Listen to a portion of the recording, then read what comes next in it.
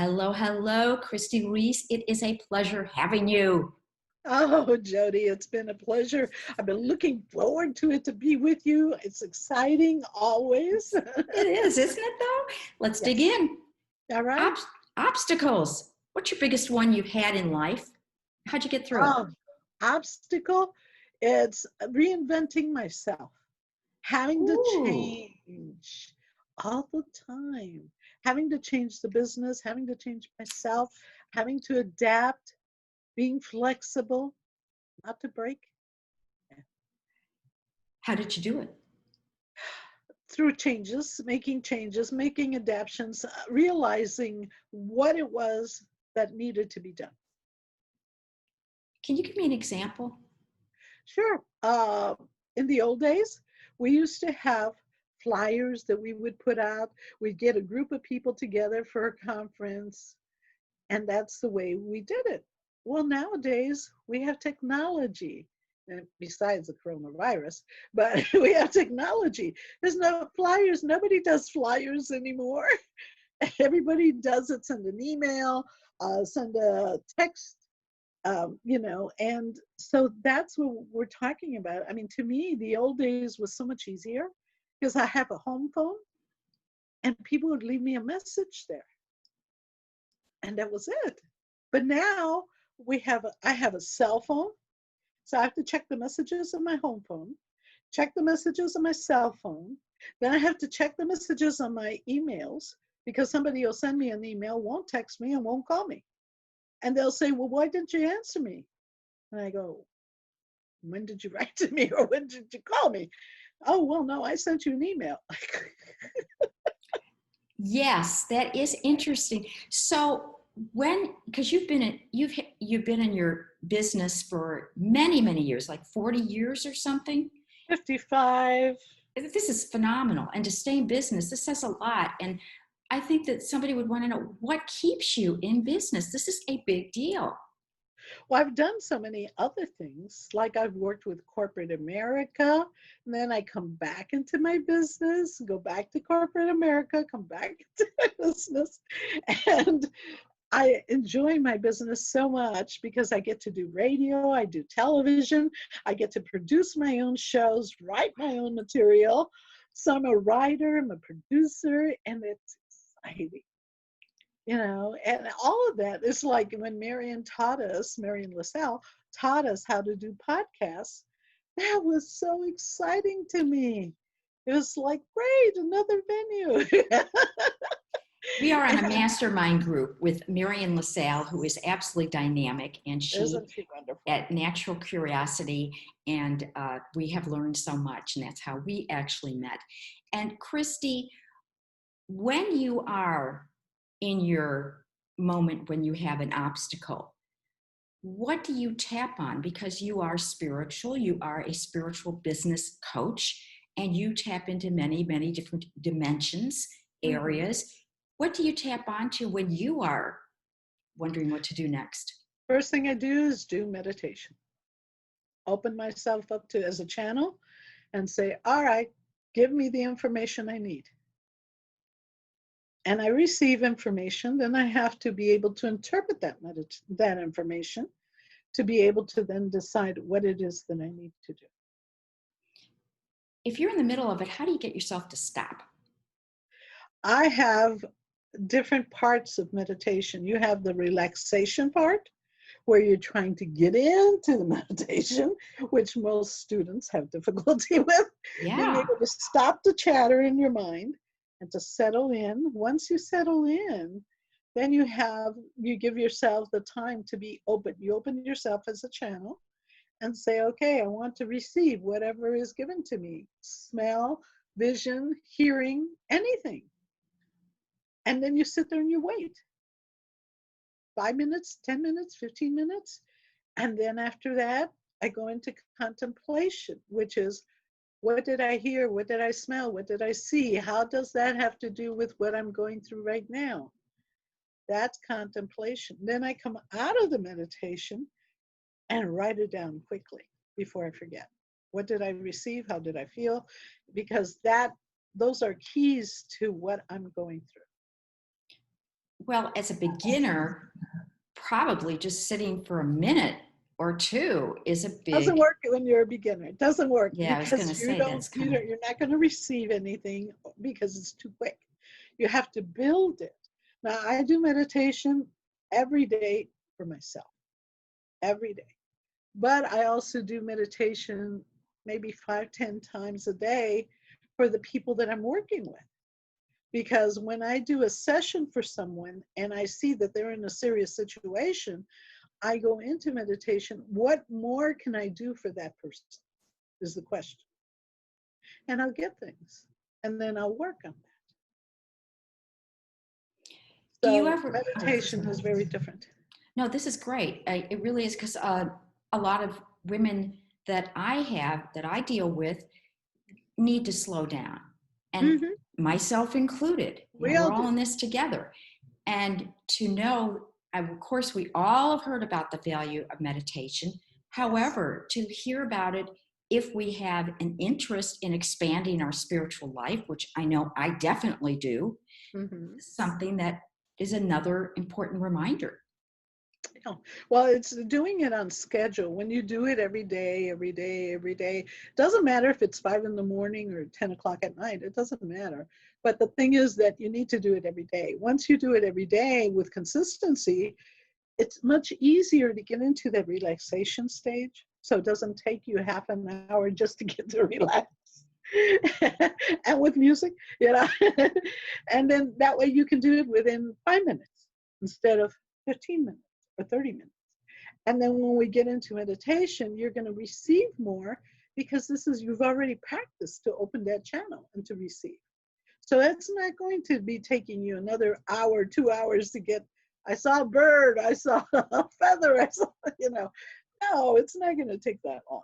But when you don't do it on a regular basis and you haven't created those things, then yes, it's going to be, you could be sitting there and not receive anything. So, in your business, have you ever thought of collaborating with someone? And even if you haven't, ideally, what would be an icon or somebody you even think of aligning with? What are the characteristics? I did. Oh, As a matter of fact, I interesting. did. I collaborated with a psychologist Interesting. because, and I've done that 3 times already in my business, but the psychologist will take care of anything that is a real mental issue. I deal with the spiritual issues, but I can also detect when there is something that is mentally wrong with the person. And I was part of a group that we did a group study with an insane asylum back home in Indiana. And there was a priest, a rabbi, and there were two, an intuitive person and then another person, which is a priest of a different denomination. I think he was Anglican, but another denomination. But all of us came together as a group. We spoke to the board of the insane asylum, and we told them that we felt that there were a lot of people there that were not mentally incapacitated, but were possessed spiritually. And so they, of course, laughed it off and told us that we're crazy, you know. And so we asked to have access to the patient records, and then we would come to a conclusion and show them the results. And they said it was fine as long as we did not talk to the patient about any, you know, helping them or doing anything for them, resolving anything. So we did. And our statistics, we came up with 75% of those people were not insane, they were possessed. Possessed by what? Spirits, demons, evil spirits, other things. But it wasn't that they were mentally incapacitated. And did you have, it's interesting that you had people, a priest and rabbi, and that they were supporting you in Well, that. they also felt the same way I did. It wasn't just my idea. This is something we all had collaborated and talked about it. That we felt that they weren't that many people that were really insane. There were people that were being controlled, manipulated by outside force. And where this force came from could have been dimensions, could have been what we were talking about, something satanic, it could have been something demonic, it could have been, because there's different elements, or it could be just a malicious spirit. And so that was the reason that we went into that, because we wanted to do a study to see if what we were thinking was true or was it just a theory. But it was very, very impactful, very interesting, and we all learned a great deal from it.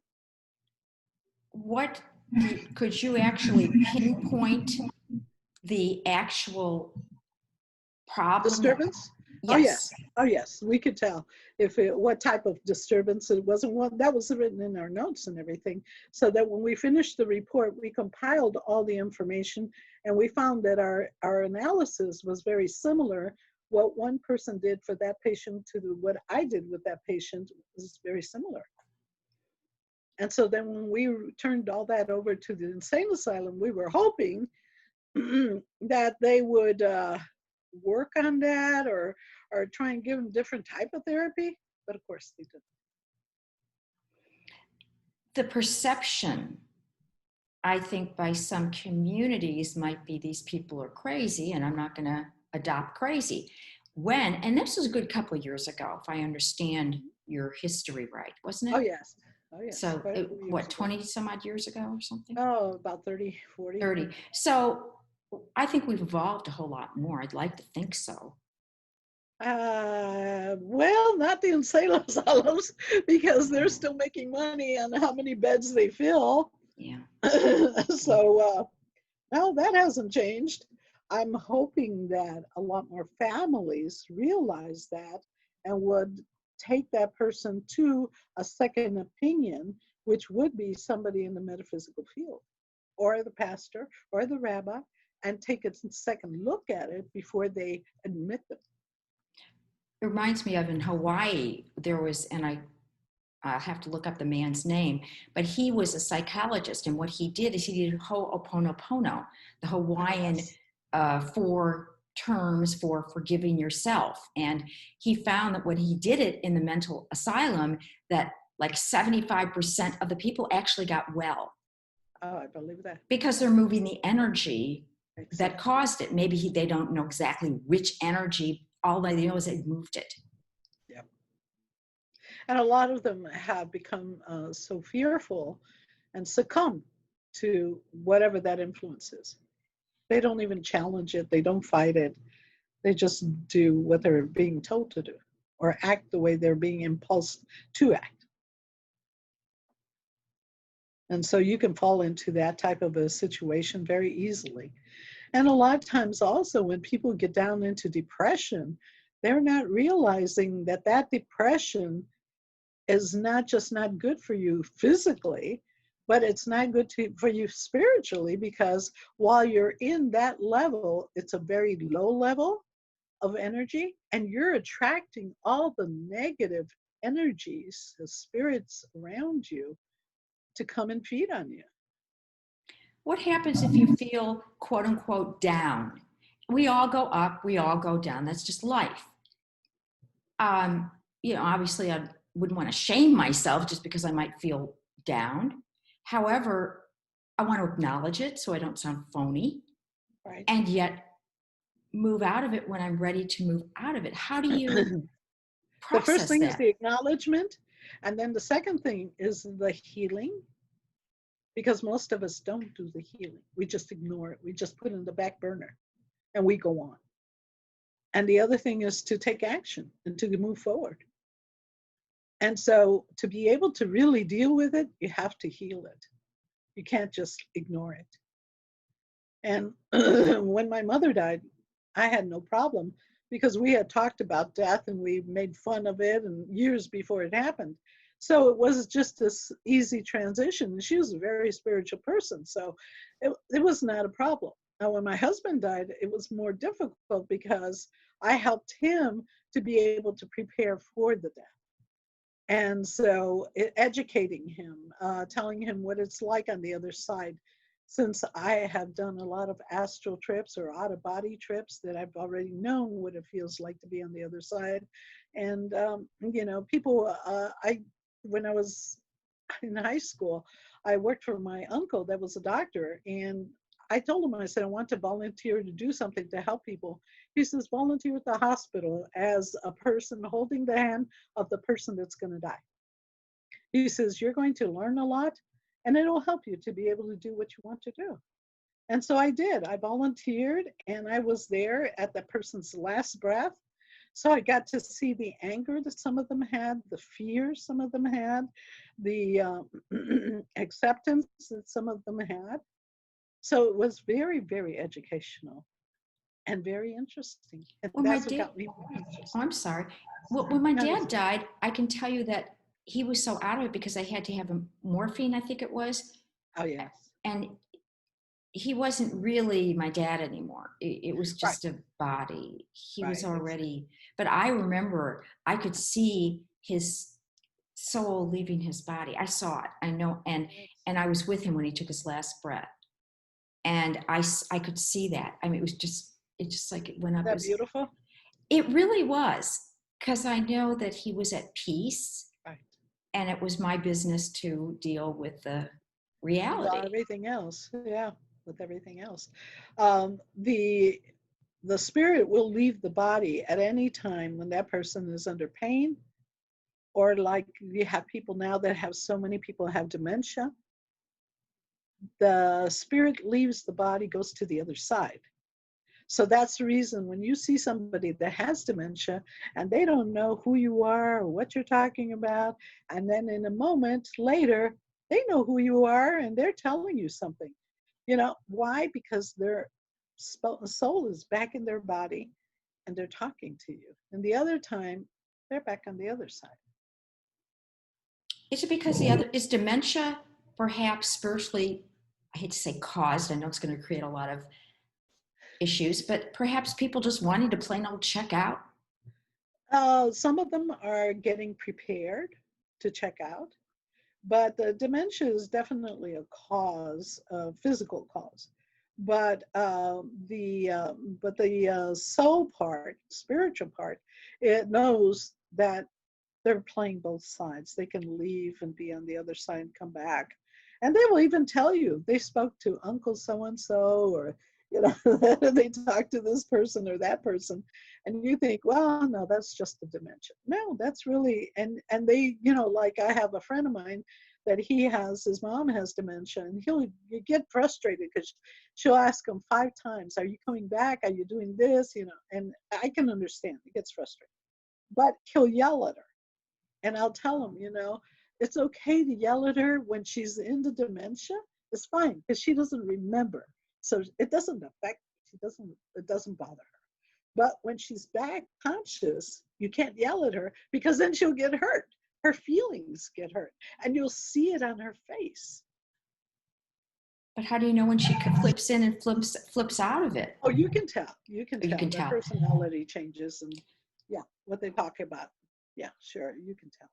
And I think that also, and I think a lot of women I think that sometimes as women, we are that intuitive force. I know it's all in Oh, all of us. definitely, We've heard that. And definitely. just knowing, like when your child, they have the feeling when your child's out of whack or something's not Something's quite right. happening to them. Yes, Absolutely, definitely, absolutely, definitely. absolutely. Because Well, women have always been the strong post for any culture because they're the ones that bring up the children. So they're the ones that have to have a lot of intuition to be able to know when and how to protect those children. Yeah. And then the healer. Who's been the medicine woman all the time? It's the women. It's the women. The herbs, the things to do. Yeah. So as women, we don't acknowledge all the power and knowledge that we truly have. And why that's not? something, well, that's something in your realm. As a coach for women, we need to empower, acknowledge, educate them on how much power they truly have. Yes, absolutely. Because we actually, we're very similar in many ways. You help women own their power in a different light. Right. And absolutely, because it is within all of us. It sure is.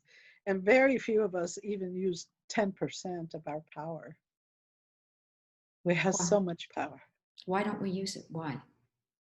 We're not educated in the way to use it, or that we even have it. We're so used to being downtrodden by men for all those eons and eons of religion that we feel that we have no power, but we do. What And about why? nowadays? I mean, even nowadays, you don't, what is your Now feeling it's about? the education.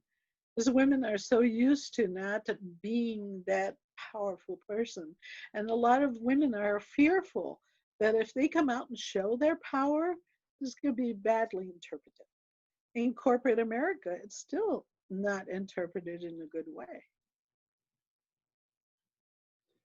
So those are part of the things that society puts on us.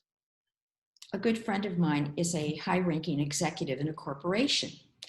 And I remember she told me, I get so sick of having to be the man. Oh, yes. Yes, that's true. I've worked corporate America, and there's so much that women are taken for granted. They're not given their appreciation for what they do and for what they know.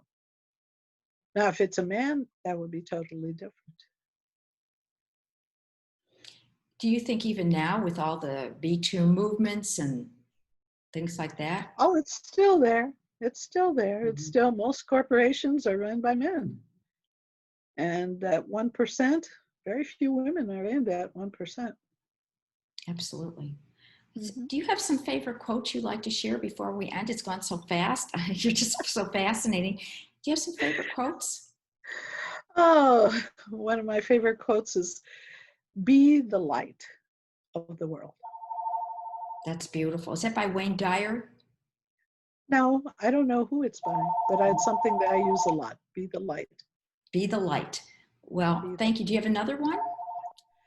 It's That's a my phone. beautiful one. Sorry, my phone is No ringing. problem at all. Well, you are the light. Thank you for being the Thank light you, to me Judy. and to us. And thank you for Thank being the you. light. Thank you so much. It's delight. Delight to have the light.